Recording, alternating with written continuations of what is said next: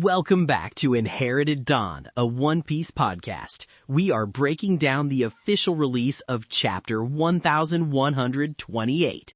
Chapter 1128 is titled The Sun God's Playhouse. Playhouse is one word for it. Oh my god, can we just start at the end? They're in a giant's toy box. The sky cracked and it was a mirror. Are you kidding me? It reframes everything we saw last chapter. The blocky trees, the strange animals, it was all artificial, an elaborate and unsettling diorama. I totally lost it. My jaw was on the floor. My weekly cola supply went flying. It's one of those amazing twists where you immediately want to go back and reread the last 3 chapters with this new context. It's genius. Okay, let's back up and go through the whole chapter. But man, what a reveal. Let's start at the beginning. The crew wakes up after the fight. Right, and Sanji's first thought is, well, there are men here, so this can't be my dream. Which is just peak Sanji. I love it. Even after fighting literal emperors of the sea, his brain is still almost entirely dedicated to finding all blue and pining for beautiful women. He's nothing if not consistent. His priorities are certainly unshakable. And then we have Zoro, who woke up on the other side of what they thought was a town. Not because he was thrown there, but because he heard Luffy eating the giant rabbit. That's insane! His Luffy-dar is a better navigation tool than any log pose. He doesn't follow north or south, he follows the sound of his captain's appetite. That's some next-level first-mate instinct right there. I can just picture him, sleeping against a tree, one eye cracks open, he hears a distant, "Yummy!" and just starts running in that direction. It's a very Zoro way to navigate. Not by sight, but by the sound of his captain causing trouble. It speaks to their bond. He's attuned to Luffy's specific brand of chaos. And Luffy's just like, yeah, I could have beaten that giant cat, but it tried to eat me and that freaked me out. He fought Kaido, the world's strongest creature, a literal dragon god, but a big cat trying to eat him in his sleep is where he draws the line. Never change, Luffy. There's a certain logic to it. A fight against Kaido is a challenge he seeks out. Being unexpectedly seen as prey by a house cat the size of a mountain is a violation of his personal space. It's the difference between a boxing match and a home invasion. A home invasion by a a giant fuzzy killer. Exactly. But then we get to the first real clue that things are wrong, and it comes from the man himself, God Usopp. Usopp is the first one to notice something is truly wrong with their situation. He points out that even if they are on Elbaf, giants wouldn't have human-sized clothing just lying around for them. Good point. I was so caught up in the cool new outfits, I didn't even think about that. They look super, by the way. Very Viking-esque. Very cool. I was already thinking about what kind of Elbaf-themed upgrades I could make for the Sunny. But Usopp's right. It's too convenient. We've seen them get new clothes before. The Tontatas made them outfits in Dressrosa, but they were allies actively helping them. This was different. The clothes were just waiting, as if they were prepared for them. It's less of a gift and more like costumes laid out for actors in a play. Creepy. It's like someone was expecting them. So they decide to find someone to ask what's going on, and they find this dude riding a giant grasshopper. A giant grasshopper. The scale of everything is just off the charts. It makes me feel small just reading it. This is where it gets interesting. The man says he's in a hurry, but he drops 2 massive pieces of information. One, they're in the land of gods. My ears perked up right away. That's a loaded term in One Piece. You hear God and you think of Skypiea and Enel, or you think of the celestial dragons calling themselves gods. It's never a good sign. It always means there's a tyrant at the top. Precisely. The word God in this world is almost always a self-appointed title used to enforce a power dynamic. And then he drops the second piece of information. And it's ruled by someone they call the Sun God. The moment he said that, my mind started racing. It cannot be a coincidence. The world is just learning that Luffy's devil fruit is the human fruit model Nika, the sun god. For them to land on an island immediately after where the ruler is also called the sun god, the odds are astronomical. No way, it's destiny, or just brilliant storytelling. And then the guy says he serves the ruler of Big Stein Castle, Iscat, who's the giant cat they just fought. And Luffy, bless his simple, honest heart, immediately tries to confess. He's like, oh, that guy? Yeah, we kicked his butt. Usopp's panic was palpable, slapping his hand over Luffy's mouth. It's the classic dynamic. Luffy, the honest force of nature, and Usopp, the self-preservation expert, trying desperately to manage the chaos. It's a miracle they've survived this long. It's the best. But then the guy keeps talking about the other gods, and this is where the absurdity just hits another level. He says the needle god must be hungry. That's the hedgehog Nami zapped, and he's late because the ear god, the rabbit, was burned to death. The entire crew just starts whistling, trying to look innocent. It's a moment of pure Straw Hat comedy. Their collective attempt at nonchalance is hilarious because they're the least nonchalant crew on the seas. Zoro is probably polishing a sword, Sanji is lighting a cigarette, Nami is checking her climate act. They're so bad at hiding it. I was howling with laughter. They just took out 3 of this island's gods without even realizing it. They thought they were fighting weirdly aggressive wildlife, but they were actually committing acts of deicism. It's the most Straw Hat thing ever. But the warning he gives them is serious. He tells them not to go towards the sun god temple because it's guarded by vicious soldiers. He's trying to be helpful in his own way. He sees them as lost travelers and gives them the one piece of advice he thinks will keep them safe.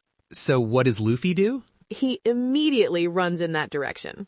Of course he does. That's my captain. Adventure calls. You tell Luffy not to do something, and that's the first thing he's going to do. Don't go there, it's dangerous. To Luffy, that translates to the best party is that way, and they have the most meat. The others chase after him, and Nami has the presence of mind to thank the man and apologize, which is a nice touch. She's the crew's ambassador, always trying to clean up the diplomatic messes Luffy leaves in his wake. And then it happens. The moment that changed everything. The full-page spread that broke my brain. Luffy's running, sees another guy in Elbaf clothes running at him. And he runs straight into a mirror. He shatters the sky. The whole sky just cracks like glass and falls apart, revealing a netted door behind it. I was screaming. That massive cocoon sound on the page, it felt like the world was ending. They weren't outside at all. They were in a box. It's a terrarium, a diorama. The lighting, the trees, the ground, the very sky was an illusion. Zoro immediately puts it together. A giant built this place and put them inside it for entertainment. The implications are horrifying. They've been observed since the moment they were brought there. It's like Thriller Bark, but worse. At least on Thriller Bark, the island was real, just spooky. This is a complete fabrication. It's like they're lab rats in a maze, or action figures. That is so messed up. They're like action figures for some giant kid. And Sanji, he sees the mirror is a one-way see-through thing, and his first thought is to install them in the girls' cabin. And Nami immediately kicks him into the floor for it. Some things never change. Even in the face of a terrifying, reality-shattering revelation, Sanji's perversions and Nami's response are a constant. It's almost comforting. Never. But then they hear someone call for help. It's Chopper. He was trapped behind the netted door. They cut him out, and he immediately runs to Nami for a hug, crying his eyes out. The crew is back together. That's what I'm talking about. I love seeing them reunite. It's those small moments that make this crew so special. Even Nami's little "you owe me" line was perfect. It's her way of saying, I was worried about you, you dummy. It is, but the implications of that room, Franky, Usopp and Zoro noticed more human-sized clothes, like doll costumes. Luffy sees more of the building blocks lying around. They were kidnapped and placed inside a meticulously constructed playset. Someone found them unconscious, changed their clothes, and arranged them in this scene. It's so creepy. Being watched through a one-way mirror by a giant you can't see, that's terrifying. It makes my circuits crawl. Every move they made, every conversation was for someone's amusement. And the gods, they weren't gods, they were pets. Exactly. The giant cat, Iscat, isn't a ruler, it's the house cat. The hedgehog and rabbit are the equivalent of hamsters. Usopp thinks because the room is giant-sized, they must have made it to Elbaf, but Nami is skeptical. I'm with Nami. This feels different, weirder than Elbaf. Elbaf is supposed to be a land of proud warriors, not this. This feels like the hobby of a very powerful, very strange individual. Chopper wants to leave immediately, which smart, but then the vicious soldiers the man warned them about show up. A giant snake, a giant raven, and 3 giant mice. More pets for the collection, or perhaps the guards of the playpen. And Luffy doesn't hesitate for a second. He just starts fighting them. The whole place is on fire, things are exploding, it's chaos. Luffy is not going to be anyone's toy. If you put him in a box, he's going to break his way out and he's going to break everything else on his way. And in the middle of this chaos, the owner of the playset walks in, the sun god, a literal giant looking down at them. But his expression isn't one of malice or anger. He is horrified. His whole face is just pure shock seeing his toys fighting back and wrecking his room. It's amazing. It's the face of a kid who just saw his little brother pour juice all over his Lego castle. He's not a fearsome god. He's a collector whose collection is running rampant. It's the ultimate irony. A giant who calls himself the sun god has his playhouse destroyed by the actual sun god, Nika. The giant created an artificial world to play in, and Luffy, the warrior of liberation, the embodiment of freedom and imagination, has shown up to tear it all down. It's not just a fight, it's a thematic takedown. Super. That's the only word for it. He beats the guards and then they make a run for it. They even force the giant cat, Iscat, to give them a ride. They tamed one of the toys. That's my captain. He doesn't just beat his enemies, he makes them his friends, or at least his temporary mode of transportation. And in the middle of a frantic escape with a furious giant chasing them, Nami pulls out the ultimate trump card. A blueprint? She found a blueprint of the whole diorama. Are you kidding me? Nami is the best. While everyone else is fighting or panicking, she's looting. And she doesn't just grab gold, she grabs vital intelligence. She's always 10 steps ahead. She is the navigator. It's her nature to seek out maps and charts. Even in a situation like this, her instincts took over. So they're escaping on a giant cat following a map to the exit, while a different, much larger giant screams that he won't let them escape. What an ending. That was one of the wildest chapters in a long time. The pacing was perfect. Mystery, comedy, a huge twist, a crew reunion, and a massive action scene. I don't think I've seen a chapter pack that much in for a while. That was a super full-course meal. And speaking of long-running series, I saw that the creator of Jujutsu Kaisen is wrapping things up after 6.5 years. It's nice to see that camaraderie between the creators of these huge stories. A little bittersweet to see a great series end, but it's a monumental achievement. For sure. All right, that was the chapter. I'm buzzing. I could talk about that sky-shattering panel all day, but let's get into what comes next. Predictions for 1129? You go first, Robin. Okay, prediction 1. The giant who calls himself the sun god isn't an enemy in the traditional sense. He's a collector, someone who has heard the legends of the sun god Nika and is obsessed. He captured Luffy because he recognized the form, perhaps from an ancient text or drawing. The diorama is his attempt to recreate the stories he's heard, and he sees Luffy not as a person, but as the centerpiece of his collection. Oh, so he's not a god, he's a fan. A really, really creepy fan with a kidnapping problem. I could see that. That's a good one. It's less about world domination and more about a very weird, very dangerous hobby. Prediction 2. The blueprint Nami found contains more than just an escape route. It will have notes in the margins or a hidden message on the back from a previous captive, someone who was trapped in the diorama before them.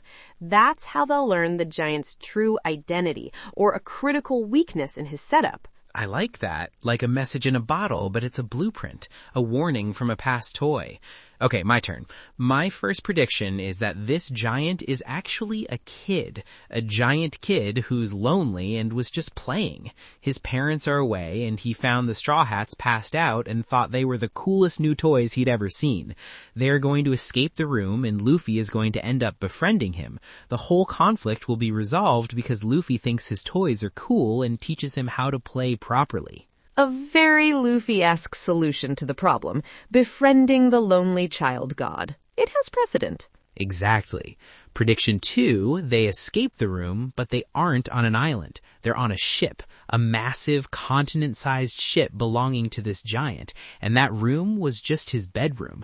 They've just escaped from one box into a much, much larger one. The island is a mobile fortress. That would be a terrifying scale to reveal.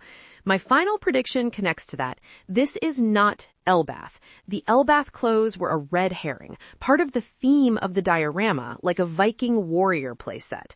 They're on a completely unknown island, or, as you said, a ship that belongs to a faction we haven't met yet. The giant is a new, unaffiliated player, perhaps one of the mysterious figures we saw in silhouette during the reverie. My last one is about the cat, Iscat. Luffy just tamed it. I think Iscat is going to become a temporary crew pet, like Tsurume the Kraken. They're going to ride this giant cat out of the giant's house and all the way to their next destination. They'll call him Kitty. Sanji will try to cook it, Luffy will defend it, and Zoro will end up napping on its back. It's perfect.